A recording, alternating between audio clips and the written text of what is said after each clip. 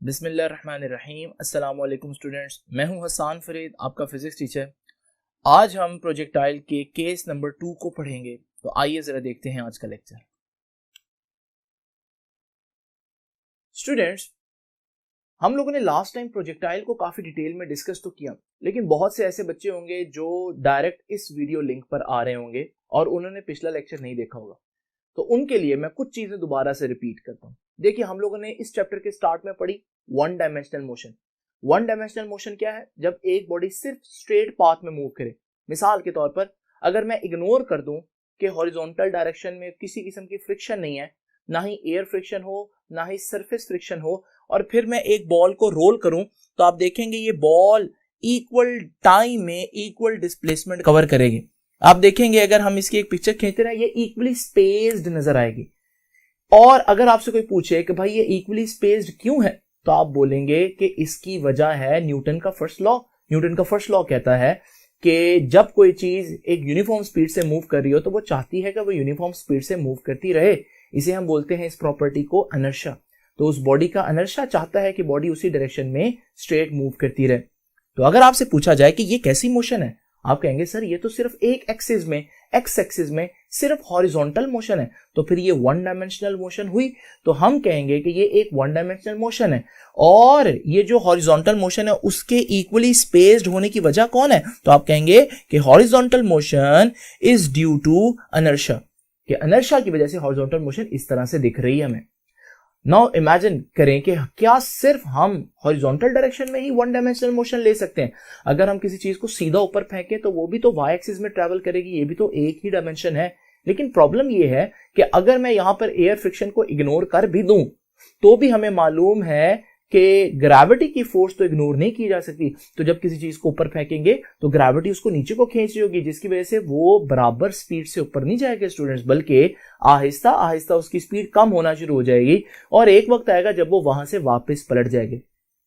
तो अगर हम इसको भी देखें, तो अगर ये मेरे पास एक बॉल है और मैं इसको ऊपर फेंक रहा हूं और मैं साथ साथ इसकी पिक्चर्स लेता रहूं, तो मुझे पता चलेगा कि ये बॉल जो है वो कांस्टेंट स्पीड से मूव नहीं कर रही, बल्कि शुरू में इसने पहले सेकंड में बहुत ज्यादा मूव किया, लेकिन जैसे जैसे ऊपर जा रही है इसकी स्पीड कम हो रही है। उसकी रीजन कौन है? उसकी रीजन ग्रेविटी है।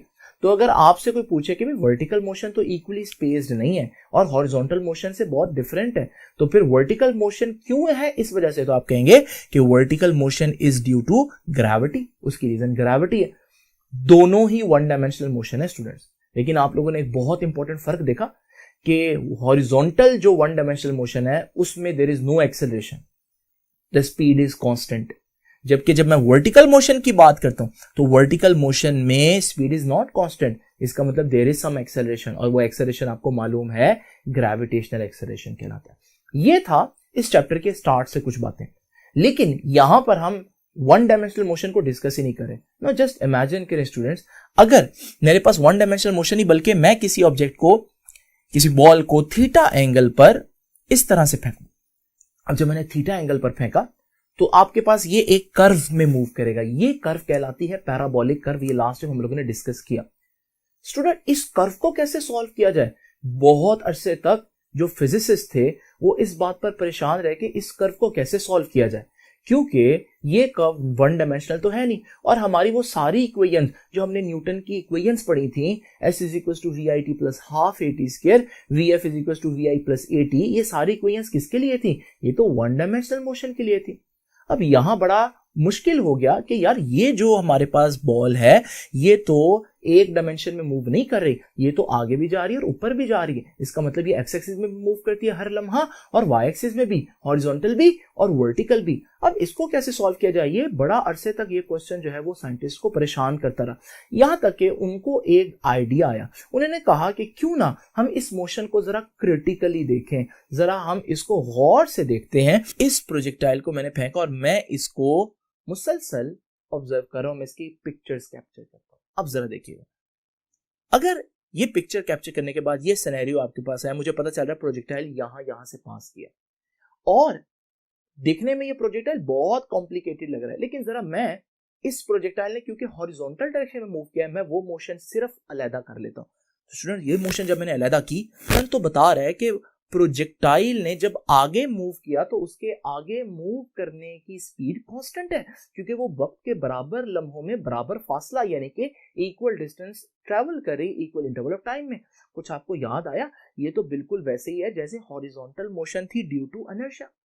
इसका मतलब एक प्रोजेक्टाइल जिस पैटर्न पर आगे जा रहा है, अगर हम उसको अलग स्टडी करें तो वो बिल्कुल तो वैसा ही है जैसे हम लोग one dimensional horizontal motion discuss करते हैं।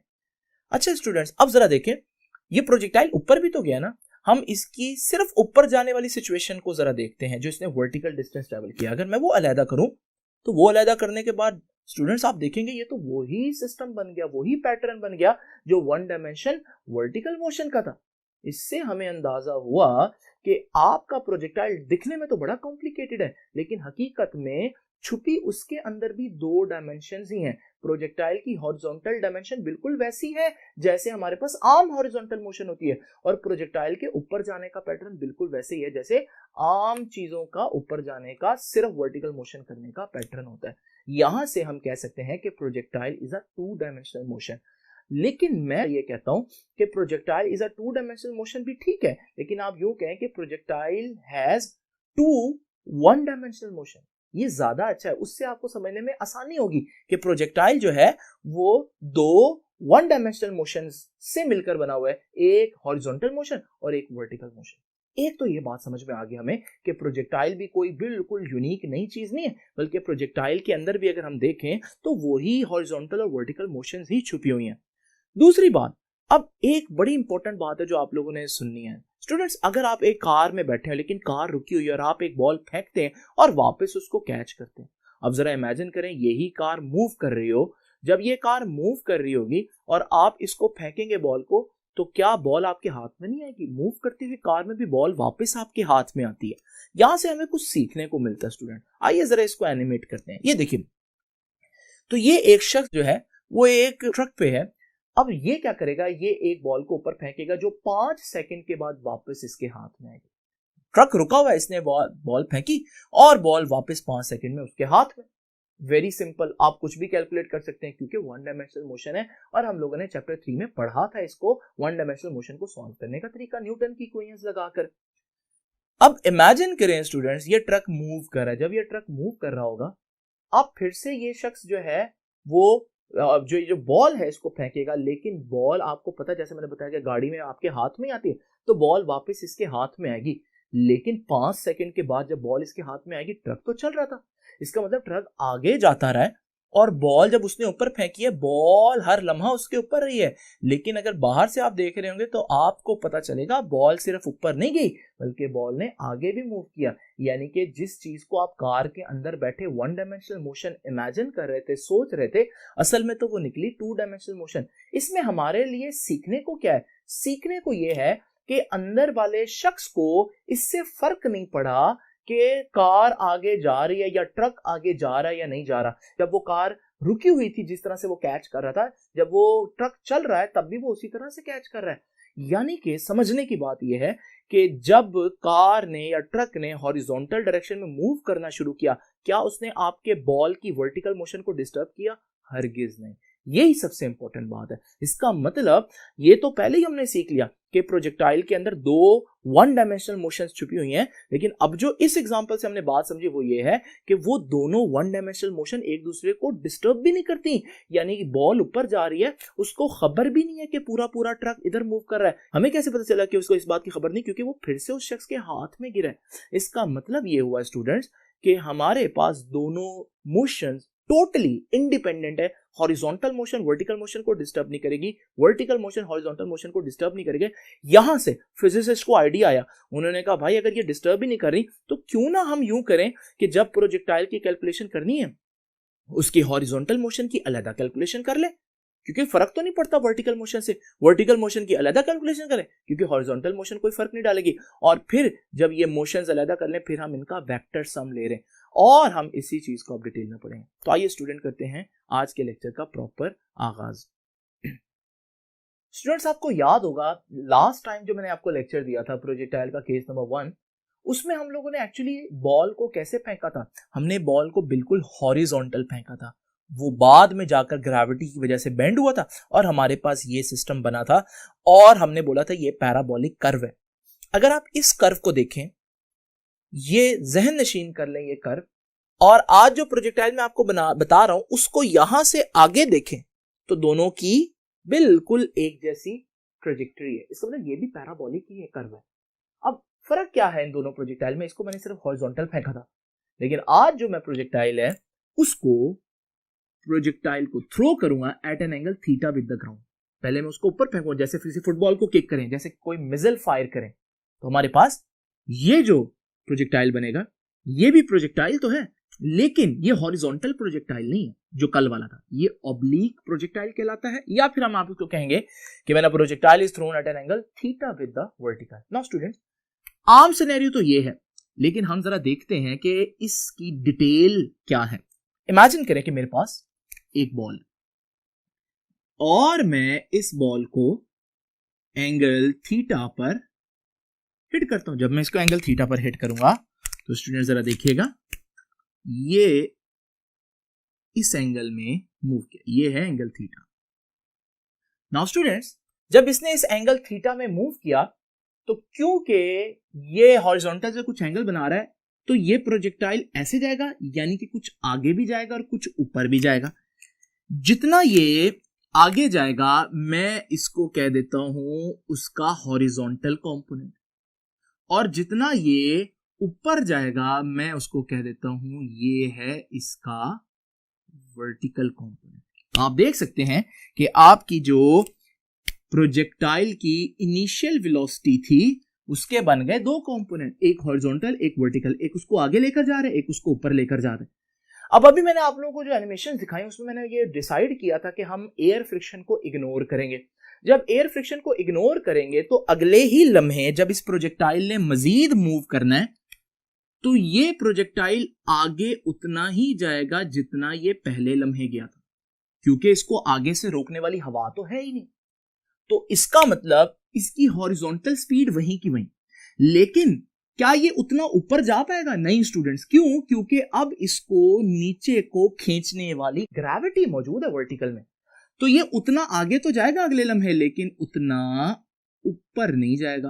तो इसकी जो वेलोसिटी है वो कम होगी। जरा इन दोनों वेक्टर्स का रिजल्टेंट देखते हैं स्टूडेंट्स। इन दोनों वेक्टर्स का रिजल्टेंट ये बनता है, तो इस लम्हे की रिजल्टेंट वेलोसिटी ये है, उसका हॉरिजॉन्टल कंपोनेंट ये है, वर्टिकल कंपोनेंट ये है।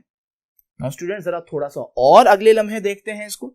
अगले लम्हे क्योंकि हॉरिजॉन्टल मोशन में किसी किस्म की एयर फ्रिक्शन नहीं है, तो जितना इस लम्हे आगे गया था उतना इसी लम्हे जाएगा और उतना ही अब आगे जाएगा, यानी इसकी हॉरिजॉन्टल मोशन वहीं की वहीं, लेकिन इसकी वर्टिकल मोशन और कम हो जाएगी। और जब इसकी वर्टिकल मोशन और कम हो जाएगी ये सिर्फ इतना जा पाएगा, और रिजल्टेंट वेलोसिटी कितनी बनी इस लम्हे? ये है, और कम हो गई रिजल्टेंट वेलोसिटी।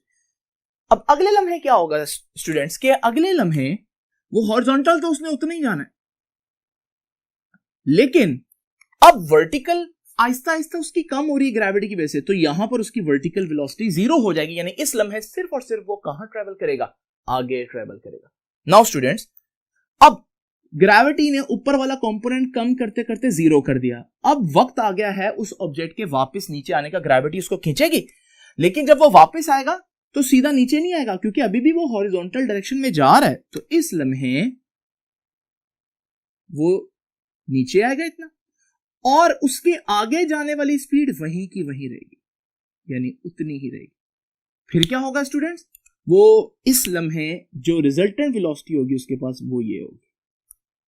फिर इसी तरह अगले लम्हे वो आगे उतना जाएगा, लेकिन अब वो ज्यादा नीचे आएगा। क्यों? क्योंकि उसकी स्पीड बढ़ गई, क्योंकि अब वो ग्रेविटी की डायरेक्शन में जा रहा है। तो हमारे पास, क्योंकि उसकी हॉरिजॉन्टल स्पीड वहीं की वहीं जितनी थी स्टार्ट से लेकर अब तक, तो ये है उसका रिजल्टेंट। हमने देखा रिजल्टेंट बढ़ गया।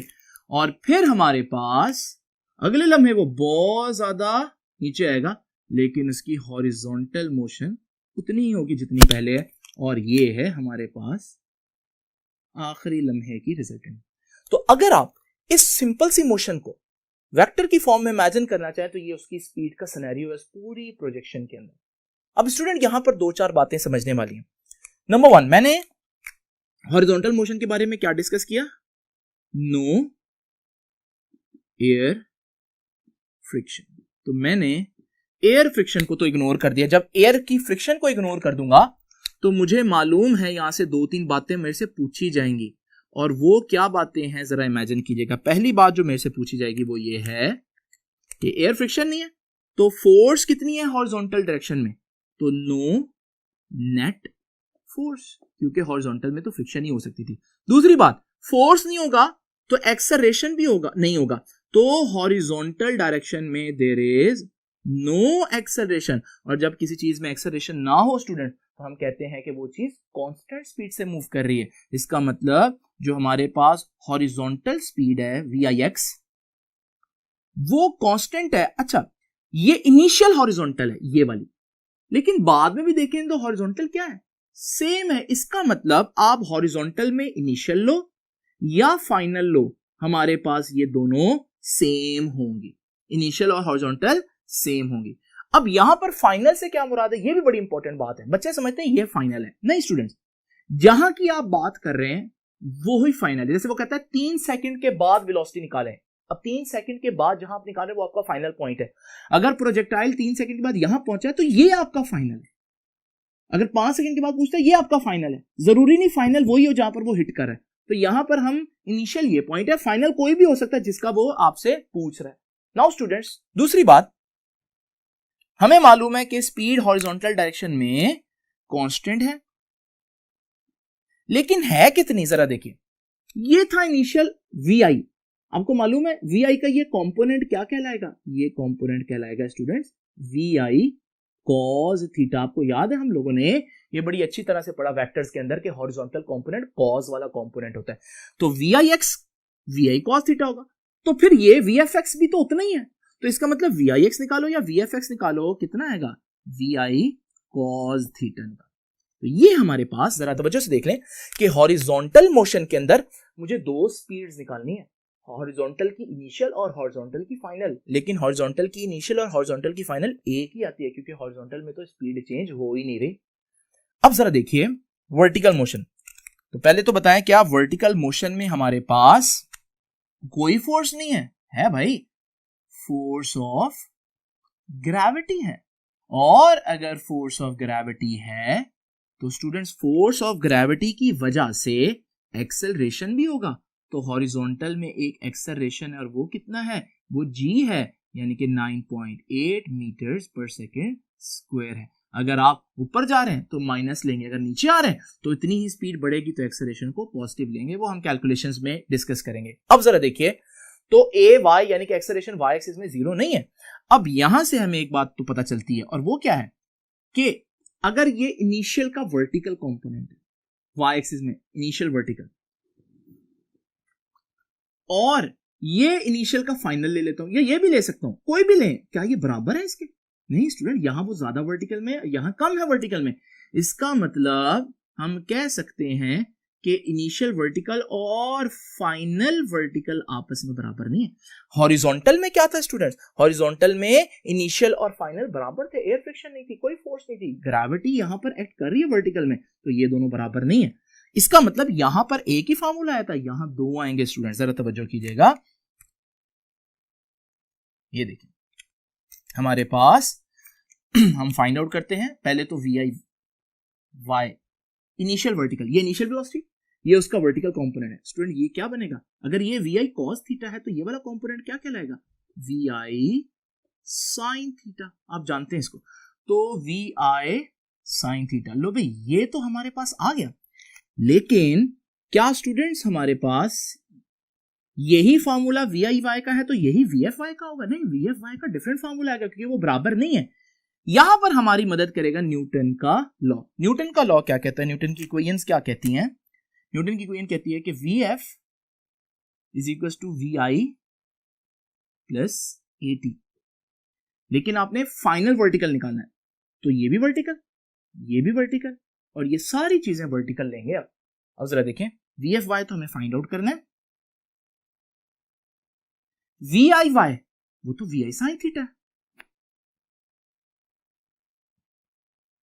और एक्सेलरेशन मैंने बोला था ऊपर जाते हुए एक्सेलरेशन माइनस जी लेंगे, तो ये आ जाएगा माइनस जी और साथ ये टी आ जाएगा। नाउ स्टूडेंट्स, आपने देखा यहां पर हमारे पास दो इक्वेशंस आई और आप देख रहे हैं ये वर्टिकल कंपोनेंट था, ये वी आई साइन थीटा था।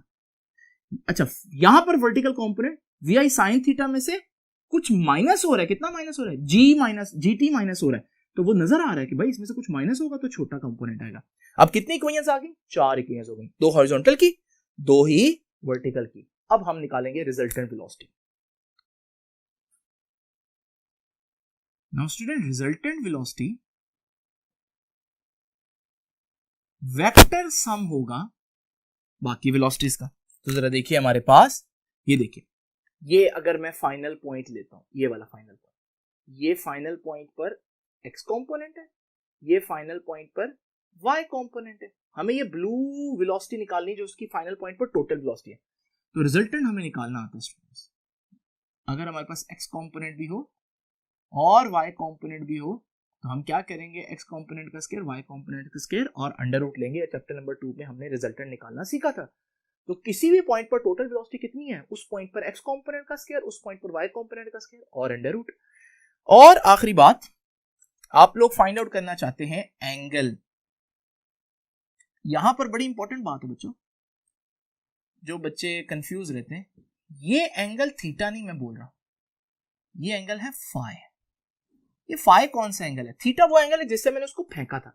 फाई कहीं पर भी जो एंगल आपने निकालना है, फाइनल पॉइंट जो भी आपका, ये फाई है।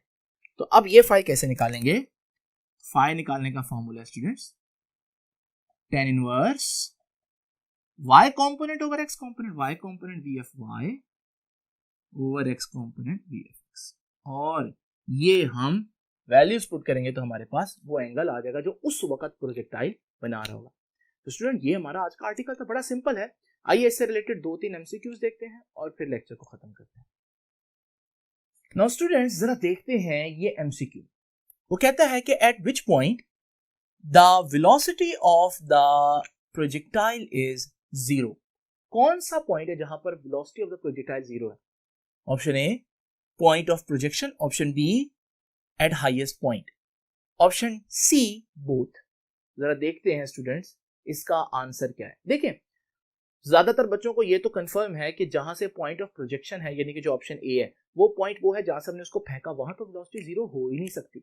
लेकिन आपको याद है ऊपर जाते हुए वेलोसिटी आहिस्ता आहिस्ता क्या हो रही थी, ऊपर जाते हुए वेलोसिटी आहिस्ता आहिस्ता कम हो रही थी, और एक वक्त आया जहां पर उसकी वेलोसिटी क्या हो गई, कम होते होते 0 ना भूलिएगा, 0 नहीं है स्टूडेंट्स, क्योंकि ये जो पॉइंट है आपने देखा, इस पॉइंट पे ऊपर जाने वाली वेलोसिटी 0 होगी स्टूडेंट्स, वर्टिकल वेलोसिटी 0 होगी, लेकिन अभी भी वो हॉरिजॉन्टल डायरेक्शन में तो जा रहा है ना।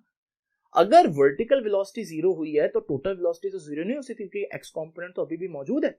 इसका मतलब यहां पर हम कहेंगे एट नो पॉइंट, ऐसा किसी भी पॉइंट पर नहीं होता जहां प्रोजेक्टाइल की वेलोसिटी 0 होती है, ठीक है। लेकिन अगर ये क्वेश्चन इस तरह से होता कि eight which point the vertical velocity of the projectile is 0, vertical velocity, तो वर्टिकल वेलोसिटी भाई 0 हुई है किस पॉइंट पर, हाईएस्ट पॉइंट पर। तो यहां पर हम ऑप्शन क्या देंगे, एट हाईएस्ट पॉइंट। ये थोड़ा सा अल्फाजों का फर्क है। एक आखिरी बात, एट व्हाट पॉइंट, यही क्वेश्चन है, at what point the acceleration is perpendicular to velocity, acceleration is perpendicular to velocity, वो ही सारे ऑप्शंस है। नाउ स्टूडेंट्स, एक्सेलरेशन हमेशा फोर्स की डायरेक्शन में होता है, फोर्स तो ग्रेविटी की है सिर्फ, तो फोर्स तो नीचे को लग रही है, तो एक्सेलरेशन भी नीचे को होगा। और वेलोसिटी कहां होती है, जब कर्व पाथ हो तो वेलोसिटी की डायरेक्शन जो है वो टेंजेंट की डायरेक्शन होता है, और इस पॉइंट पर अगर आप देखें तो टेंजेंट इधर को बनता है। तो ये वेलोसिटी, ये एक्सेलरेशन, ये एंगल 90, तो वो कौन सा पॉइंट है जहां पर वेलोसिटी और एक्सेलरेशन 90 पर है, यानी परपेंडिकुलर है, तो वो भी हाईएस्ट पॉइंट है। ये कुछ इंपॉर्टेंट बातें थी जो आप लोगों ने प्रोजेक्टाइल से रिलेटेड सीखनी है। आप इस आर्टिकल को दोबारा से देखें अगर आपको अंडरस्टैंडिंग नहीं होती। आपसे मुलाकात होगी नेक्स्ट आर्टिकल में।